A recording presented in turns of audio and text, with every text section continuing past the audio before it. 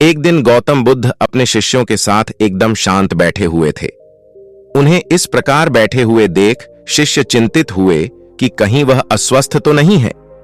एक शिष्य ने उनसे पूछा कि आज वह मौन क्यों बैठे हैं, क्या शिष्यों से कोई गलती हो गई है?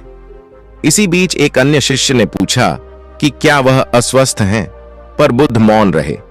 तभी कुछ दूर खड़ा व्यक्ति जोर से चिल्लाया, आज मुझे सभा में बैठने की अनुमति क्यों नहीं दी गई है? बुद्ध आंखें बंद करके ध्यान मग्न हो गए।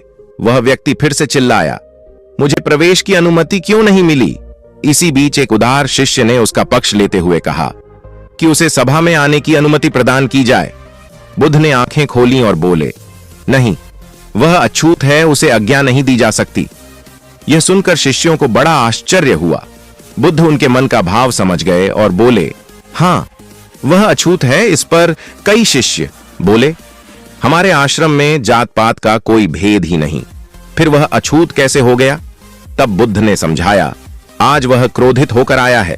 क्रोध से जीवन की एकाग्रता भंग होती है।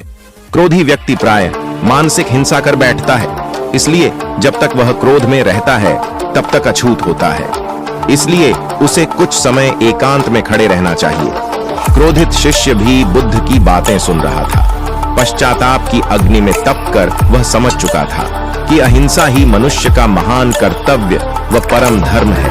वह बुद्ध के चरणों में गिर पड़ा और कभी क्रोध न करने का प्रण लिया। शिक्षा आशय यह है कि क्रोध के कारण व्यक्ति अनर्थ कर बैठता है और पश्चाताप उसे बाद में होता है, जिसका कोई लाभ नहीं मिलता। इसलिए हमें क्रोध नहीं करना चाहिए। असल मायने में क्रोधित व्यक्ति अछूत हो जाता है और उसे अकेला छोड़ देना चाहिए। क्रोध करने से तन, मन और धन तीनों की हानि होती है।